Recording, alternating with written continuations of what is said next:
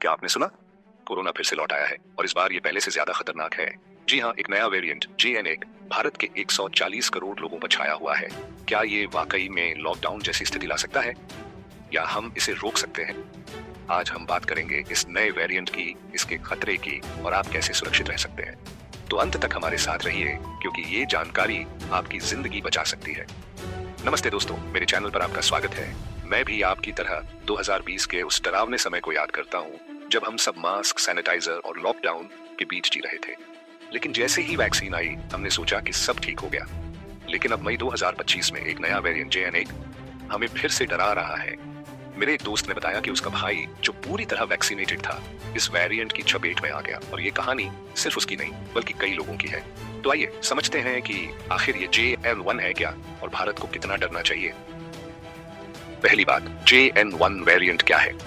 ये वेरिएंट अगस्त 2023 में पहली बार सामने आया था और अब ये ओमिक्रॉन का सबसे खतरनाक रूप बन चुका है। इसके 30 से ज्यादा जेनेटिक म्यूटेशंस हैं जो इसे पहले से ज्यादा संक्रामक बनाते हैं। डराने वाली बात यह है कि ये वैक्सीन की इम्यूनिटी को भी चकमा दे सकता है, यानी जिन्होंने वैक्सीन ली है वे भी बीमार पड़ सकते हैं। सिंगापुर में अप्रैल 2025 में 14,200 केस आए जो एक हफ्ते में बढ़कर 26,000 हो गए।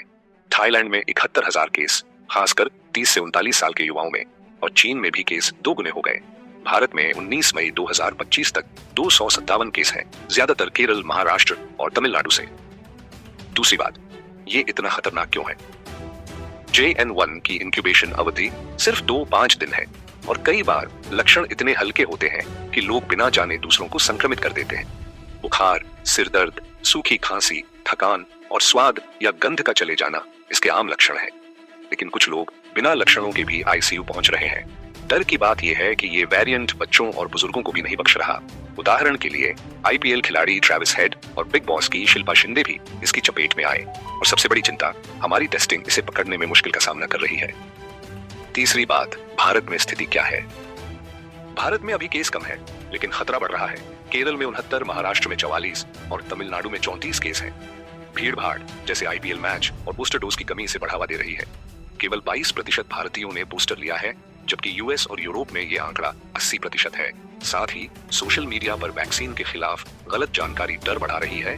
लोग वैक्सीन को हार्ट प्रॉब्लम से जोड़ रहे हैं, जो पूरी तरह गलत है। कोविशील्ड और कोवैक्सीन पूरी तरह सुरक्षित हैं। चौथी बात, हम क्या कर सकते हैं? डरने की जरूरत नहीं, बस सावधानी बरतें। मास्क पहने, सैनिटाइजर यूज करें, भीड़ से बचें और हल्के लक्षण दिखें तो तुरंत टेस्ट करवाएं।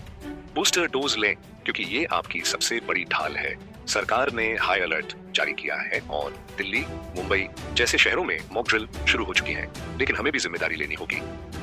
दोस्तों, ये वक्त फिर से एकजुट होने का है। अगर हम सावधानी बरतेंगे तो इस वेरिएंट को हरा सकते हैं। इस वीडियो को लाइक करें, अपने दोस्तों और परिवार के साथ शेयर करें ताकि ज्यादा से ज्यादा लोग जागरूक हों, और कमेंट में बताएं आप क्या सावधानियां बरत रहे हैं। क्या आपको लगता है कि भारत इस बार लॉकडाउन से बच सकता है? चलिए मिलकर इस JN1 को हराएं। जय हिंद।